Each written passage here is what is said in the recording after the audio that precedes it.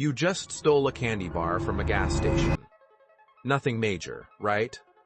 Maybe you were hungry, maybe you were stupid, maybe both.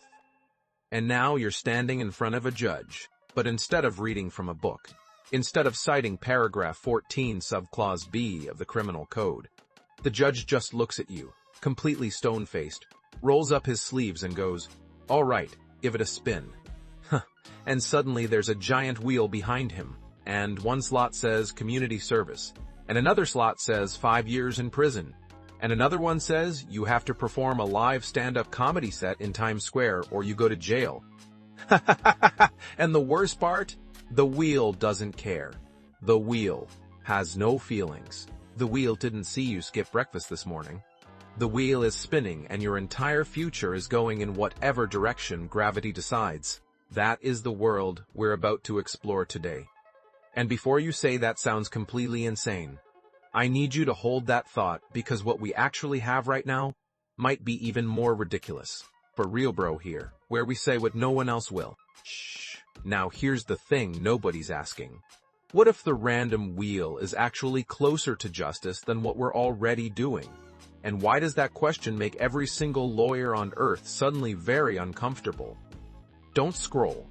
Don't go anywhere. We haven't even gotten to the part where someone spun the wheel and accidentally won a free vacation. Part 1. The system you trust is already a little bit of a gamble. Let's start with something they don't put on the brochure for the criminal justice system. Two people commit the exact same crime, same neighborhood, same circumstances, same Tuesday afternoon energy. One of them gets 6 months. The other gets 6 years. And when you go looking for the reason, the actual documented reason for why that gap exists, it comes down to things like which judge was assigned that day, what mood the courtroom was in, whether the defendant wore a suit or a hoodie, and in multiple documented studies, whether the judge had eaten lunch yet. I'm not joking. There is actual research showing that judges hand out harsher sentences before lunch when they're hungry, and more lenient ones after. So technically, the wheel is already spinning. We just dressed it up in a black robe and gave it a gavel. And here's where it gets really interesting. The whole philosophy behind modern punishment is supposed to be about fairness, consistency, and proportionality. The punishment should fit the crime. That's the line they teach you. But the data shows that the punishment often fits the judge, the zip code, the defendant's face, and the time of day. So when someone says spinning a literal wheel would be chaos, you have to ask, chaos compared to what exactly? Now before you think this is just a quirky observation with no real weight to it, I need you to understand something about why randomness does something very specific to human psychology. Something that neither the law nor most people have properly thought through. Shh. And this is the part where everything gets genuinely strange. Part 2. The whales gives you something the courtroom never does. Okay, so here's your new life. Every crime gets a spin. Jaywalking? Spin. Tax fraud? Spin. Grand theft auto? Definitely spin. And let's say the wheel has about 20 slots. Some are light, some are hilarious, some are absolutely brutal. And critically, nobody knows which slot is coming. Now your immediate reaction is probably that this is unfair because punishment should be predictable. If you know the consequences, you can make an informed decision about whether to commit the crime. That's called deterrence, and it's one of the core theories behind why we punish people in the first place. So randomness destroys deterrence, right? Wrong. And this is the plot twist even legal scholars miss. Randomness doesn't reduce deterrence. It amplifies it. When the punishment is fixed, your brain does a very human thing. It starts doing math. If I rob this place and I get caught, I'm looking at 3 to 5 years. Is that worth it? And for a disturbing number of people, the answer after the math is yes. But when the punishment is a wheel and one of those slots is 10 years in solitary and another is being forced to work at the DMV for a year, your brain can't do that math anymore because you could spin and land anywhere. And humans are absolutely terrible at handling true uncertainty. We would rather have a known bad outcome than an unknown one. The wheel exploits that in a way that fixed sentencing simply cannot.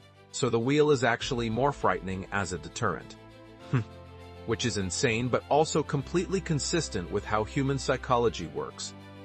We're not afraid of what's bad. We're afraid of what we can't predict. Now here comes the part I didn't want to tell you yet. Because the wheel doesn't just change how criminals think. It changes how the entire courtroom behaves. And one of those groups starts acting very, very differently in a way nobody would expect. Shh. Stay with me because this gets messy. Part 3. Everyone in the building starts losing their mind. So here's something hilarious that happens the moment you introduce a punishment wheel. Lawyers panic, not the criminals. The lawyers. Because the entire legal profession is built on the ability to predict outcomes. A good defense attorney's job is to know the system well enough to negotiate, to argue for the lower end of the range, to find procedural angles that reduce the sentence. But what do you negotiate when the outcome is a spinning wheel? Your Honor, my client would like to kindly request that the wheel have fewer catastrophic slots. That doesn't work. That's not a legal argument. That's just hoping. And suddenly, weirdly, the courtroom becomes more honest. Because if you can't game the outcome, you stop performing for the outcome. You just stand there and tell the truth, which is fascinating because we built an entire adversarial legal system that is explicitly designed around two sides performing competing narratives, and somehow adding a wheel of chance is what finally removes the theater. And then there's the jury. In a wheel-based system, the jury's job changes completely. Right now, a jury decides guilt, and then the punishment somewhat flows from that. But in wheel world, the jury just has to decide if you did it. That's it. Did they do the thing? Yes or no? Because what happens next is the wheel's problem. And you know what's funny?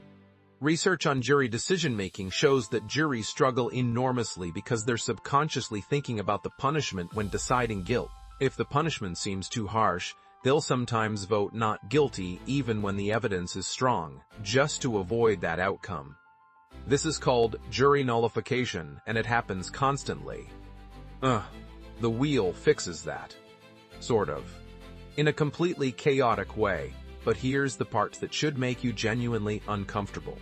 Because we haven't talked about what happens to the person on the receiving end of the wheel. And that's where the whole philosophical experiment starts to crack in a way nobody wants to admit. Because the wheel doesn't just punish the crime. It punishes the person.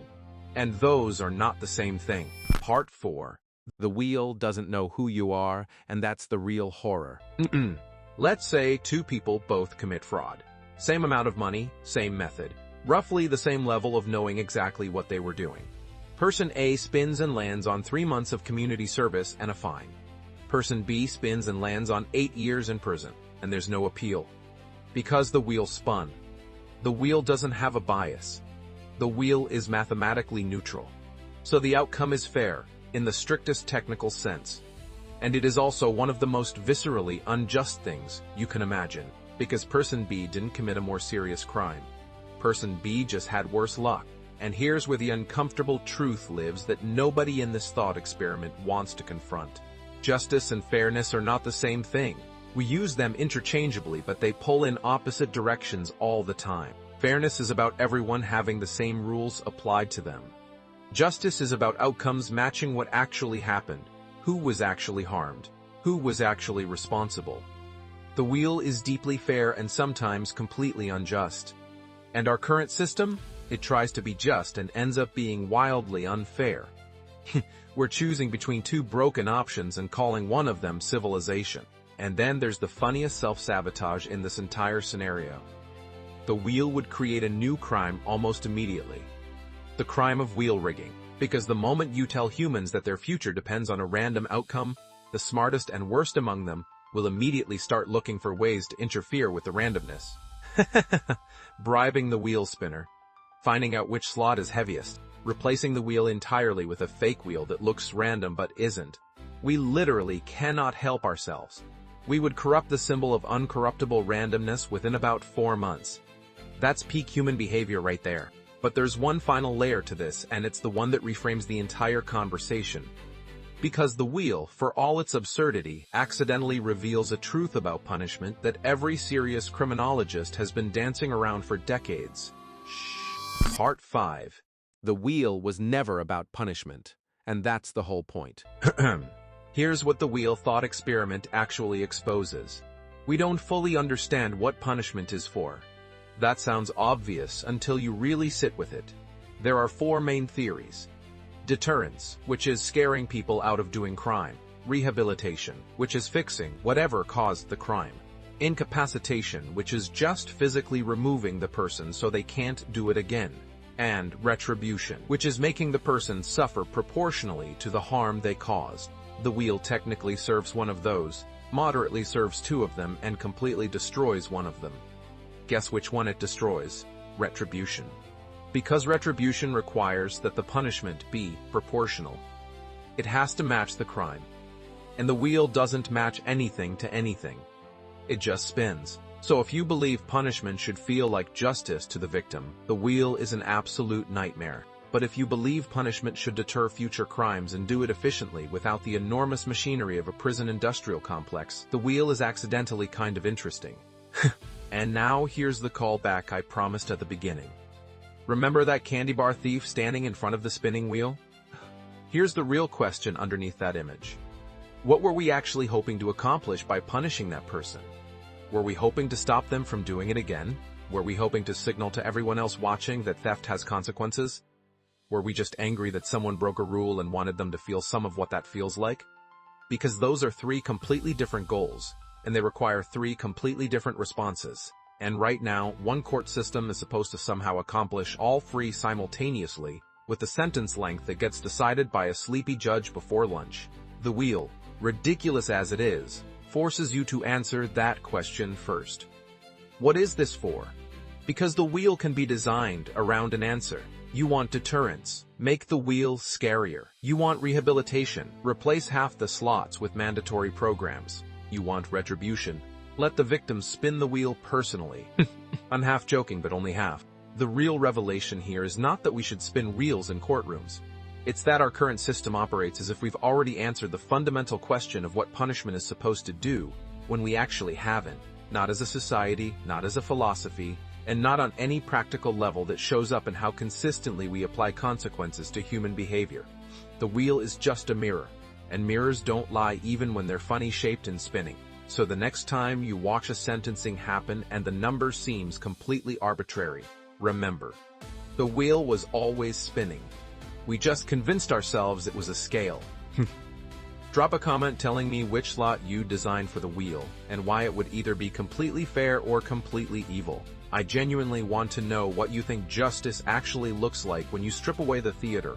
Because people argue about crime and punishment all day, and rarely say what they actually believe it's supposed to accomplish.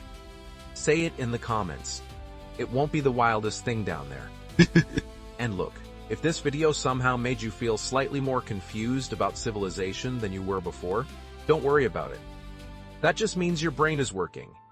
If you want to feel like this more often, there's a subscribe button somewhere on your screen. Find it, press it, or don't and wonder forever what you missed.